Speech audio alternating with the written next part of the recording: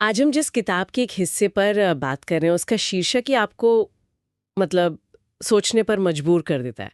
Lost spring, stories of stolen childhood. बिल्कुल। खोया हुआ बसंत।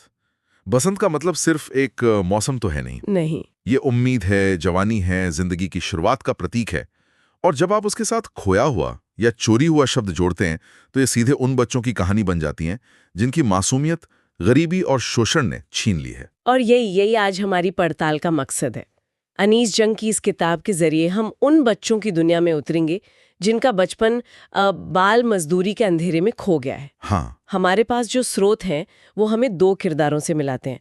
पहला है साहिब आलम, दिल्ली के पास कचरा बीनने वाला एक लड़का। और दूसरा है मुकेश। हाँ, मुकेश जो फिरोजाबाद की चूड़ी बनाने वाली भट्टियों में काम करता है। और इन दोनों की कहानियां देखिए भले ही अलग अलग जगहों की हों, लेकिन ये गरीबी, सामाजिक अन्याय और सपनों के टूटने की एक ही हकीकत दिखाती हैं।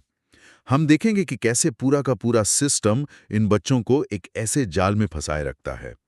एक ऐसा जाल जहां से निकलना लगभग नामुमकिन है। बिल्कुल। तो चलिए पहली कहानी से शुरू करते हैं। साहिब आलम। सबसे पहली बाजी दिमाग में अटक जाती है वो है उसके नाम का मतलब। हाँ। साहिब आलम यानी ब्रह्मांड का स्वामी। और वो कर क्या रहा है? दिल्ली के बाहर कचरे के ढेरों में से सोना ढूंढ रहा है। ये विडंबना ही कहानी की पूरी आत्मा को पकड़ लेती है ना? सही कहा। ये एक कड़वी सच्चाई है। मतलब उसका नाम उसकी हकीकत का मजाक उड़ाता है। और वो जिस जगह रहता है, सीमापुरी, उसकी कहानी भी कुछ वैसी ही है। अच्छा। नाम के लिए तो वो दिल्ली की सीमा पर है, पर असल में दिल्ली की चमक दमक और विकास से कोसों दूर है। एक तरह से वो दिल्ली में होके भी दिल्ली से बाहर है। और वहां के हालात कैसे हैं? हमारे स्रोत बताते हैं कि ये कोई आम बस्ती नहीं है। नहीं, बिल्कुल नहीं। यहाँ ज्यादातर लोग 1971 में बांग्लादेश से आए शरणार्थी हैं। साहिब की माँ बताती हैं कि तूफानों ने बांग्लादेश में उनके खेत और घर सब छीन लिए, तो वो पेट पालने की उम्मीद लेकर यहाँ आ गए। और अब कितने लोग रहते होंगे वहां? करीब 10,000 कचरा बीनने वाले। और हालात हालात बहुत खराब हैं। मिट्टी के घर हैं जिन पर टिन और तिरपाल की छतें हैं। न सीवर है, न पानी की निकासी का कोई इंतजाम, और न ही पीने का साफ पानी। मतलब बुनियादी सुविधाएं भी नहीं हैं, लेकिन फिर भी वो लोग वहीं रहते हैं। हाँ, क्योंकि उनके लिए पहचान से ज्यादा जरूरी पेट भरना है। जैसा कि वहाँ की औरतें कहती हैं, अगर दिन के आखिर में हम अपने बच्चों को खाना खिलाकर सुला सकते हैं तो हम यहीं रहना पसंद करेंगे, बजाय उन खेतों के जहाँ में अनाज नहीं मिलता था। तो एक तरह से उनके पास पहचान नहीं है पर खाना है। बिल्कुल, पहचान पत्र नहीं है लेकिन राशन कार्ड हैं जिनसे उन्हें अनाज मिल जाता है, और उनका नाम वोटर लिस्ट में भी आ जाता है। तो उनके लिए कचरा बीनना सिर्फ एक काम नहीं बल्कि जिंदा रहने का एकमात्र जरिया है।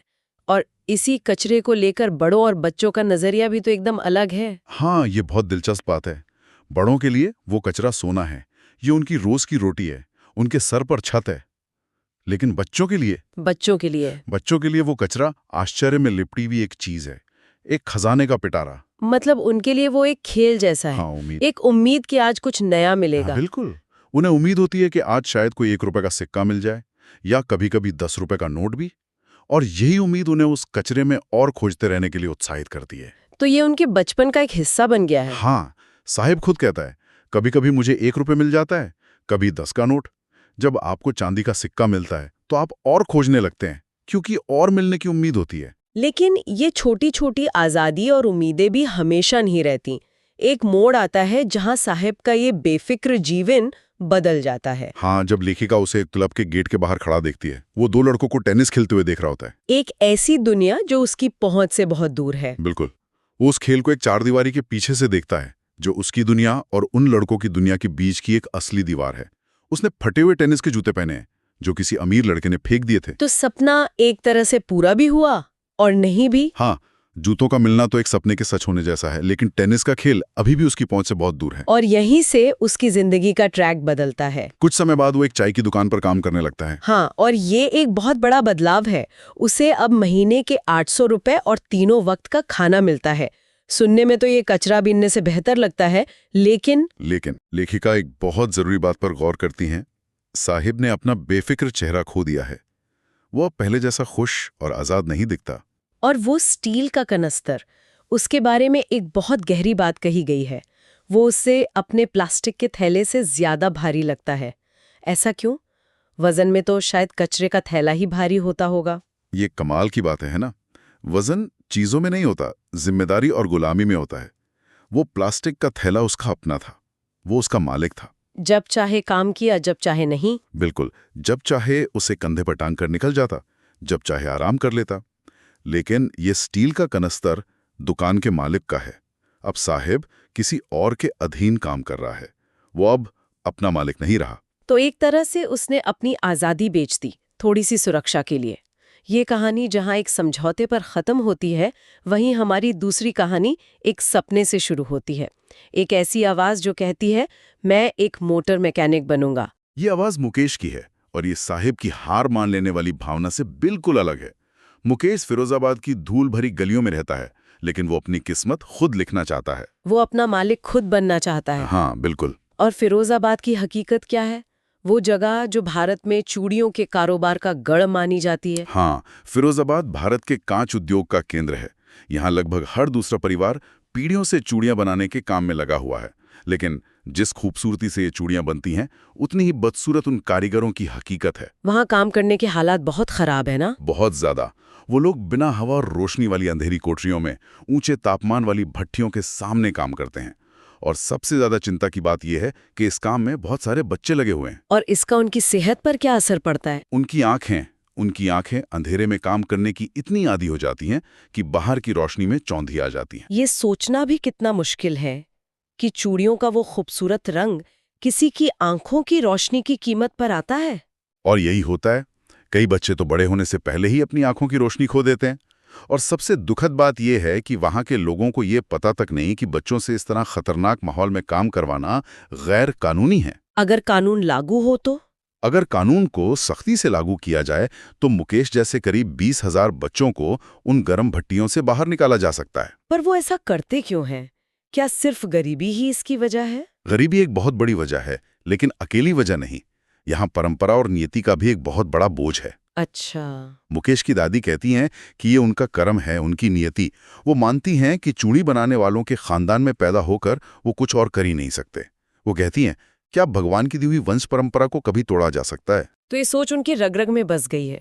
उन्होंने चूड़ियों के अलावा कभी कुछ देखा ही नहीं, तो वो कुछ और करने का सपना भी कैसे देखें? बिल्कुल।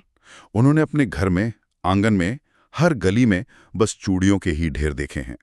सुनहरी, हरी, नीली, गुलाबी, बैंगनी, इंद्रधनुष के हर रंग की चूड़ियां। ये उनकी दुनिया है और इसी दुनिया में वो फंसे हुए हैं। तो एक तरफ तो परिवार की गरीबी और जाति का बोझ है, लेकिन मुझे लगता है कि सिर्फ यही काफी नहीं है उन्हें फंसाए रखने के लिए।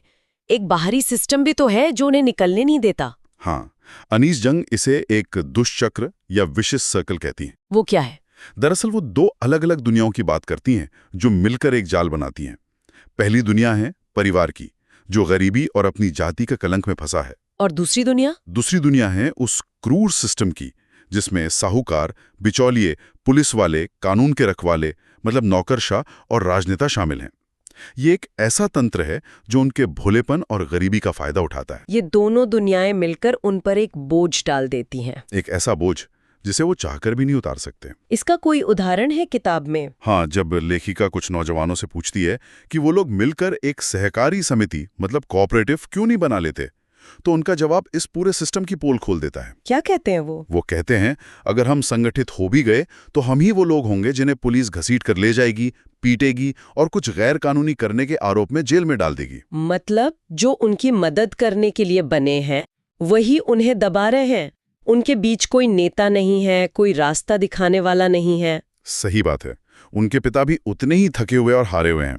वो सालों से मेहनत कर रहे हैं, लेकिन अपने बच्चों को स्कूल तक नहीं भेज पाए। वो बस उन्हें चूड़ियां बनाना ही सिखा पाए हैं। तो ये चक्र चलता रहता है। हाँ, ये चक्र गरीबी से शुरू होता है, फिर उदासीनता पर पहुंचता है, उसके बाद लालच और आखिर में अन्याय पर आकर पूरा होता है। और बच्चा होश संभालने से पहले ही इसे अपनी नियति मान लेता है। इस माहौल में अगर कोई अलग करने की सोचे तो इसका मतलब है कि वो बहुत हिम्मत वाला है। और हिम्मत दिखाना ये उनके बड़े होने की प्रक्रिया का हिस्सा ही नहीं सिखाया जाता। उन्हें तो बस चुपचाप हालात को स्वीकार करना सिखाया जाता है। और यहीं पर मुकेश और साहिब के बीच का फर्क साफ दिखता है। साहिब का सपना तो एक तरह से टूट चुका है। हाँ, उसने अपनी गुलामी को स्वीकार कर लिया। चाय की दुकान का वो कनस्तर उसकी आज़ादी पर भारी पड़ गया। लेकिन मुकेश इसके ठीक उलट हिम्मत करने की कोशिश करता है। हाँ, जब लेखिका को मुकेश में ये चिंगारी दिखती है तो उन्हें भी खुशी होती है। मुकेश बार बार कहता है, मैं मोटर मैकेनिक बनूंगा। वो इस परंपरा को तोड़ना चाहता है। उसकी सपने की एक और बात बहुत दिलचस्प है। वो कहता है कि गैराज उसके घर से दूर है, लेकिन वो पैदल चलकर वहां जाएगा। ये छोटा सा वाक्य उसके इरादे की मजबूती दिखाता है। हाँ, वो मेहनत करने को तैयार है, लेकिन उसके सपनों की भी एक सीमा है। वो कैसे? जब लेखिका उससे मजाक में पूछती हैं, क्या तुम हवाई जहाज उड़ाने का सपना भी देखते हो, तो वो अचानक चुप हो जाता है और नजरें झुकाकर जमीन को देखने लगता है। फिर धीरे से कहता है, नहीं। उसकी इस नहीं में शर्मिंदगी तो है, लेकिन कोई पछतावा नहीं है। ऐसा क्यों? क्योंकि उसके सपने उसकी हकीकत से जुड़े हैं। वो उन कारों का सपना देखने से ही खुश है जिन्हें वो अपने शहर की सड़कों पर दौड़ते हुए देखता है। और फिरोजाबाद के आसमान में हवाई जहाज तो नहीं दिखते। बहुत कम। तो हम कह सकते हैं कि उसके अंदर हिम्मत की एक चिंगारी तो है, लेकिन वो अभी भी अपने माहौल की हकीकत में बंधी हुई है। वो एक ऐसी चीज का सपना नहीं देख रहा है जो उसकी दुनिया से कोसों दूर हो। तो आज की इस बातचीत को अगर हम समेटें तो कुछ बहुत साफ बातें सामने आती हैं। पहली, कि गरीबी किस बेरहमी से बचपन को कुचल देती है। हाँ, बच्चों को वो करने पे मजबूर करती है जो बड़ों को करना चाहिए, और उनसे उनकी मासूमियत छीन लेती है। दूसरी, सपनों और हकीकत के बीच की लड़ाई। साहिब इस लड़ाई में हार मान लेता है, जबकि मुकेश एक सीमित दायरे में ही सही पर लड़ने की हिम्मत दिखाता है। उसकी कहानी में एक उम्मीद की किरण है। और तीसरी, और शायद सबसे जरूरी बात, वो सामाजिक और सरकारी सिस्टम का जाल जो इन बच्चों को पीढ़ी दर पीढ़ी उसी दलदल में फंसाए रखता है। बिल्कुल, ये एक ऐसा दुष्चक्र है जिसे तोड़ना किसी एक इंसान के बस की बात नहीं। और इन स्रोतों से जो निष्कर्ष निकलता है वो एक सीधी कार्रवाई की मांग करता है। हाँ, इस चक्र को तोड़ने के लिए समाज और सरकार दोनों को मिलकर काम करना होगा। सिर्फ कानून बनाना काफी नहीं है, उन्हें सख्ती से लागू करना होगा ताकि बच्चों को इन खतरनाक कामों से बाहर निकाला जा सके। अनीश जंग की ये कहानियां ये भी बताती हैं कि इस अंधेरे से निकलने का एक ही रास्ता है, शिक्षा। अगर इन बच्चों को पढ़ने का मौका मिले तो शायद वो उस नियति को चुनौती दे पाएंगे जो उनके लिए लिख दी गई है। सही कहा। और यहीं पर हम आज की इस चर्चा को एक सवाल के साथ खत्म करना चाहेंगे।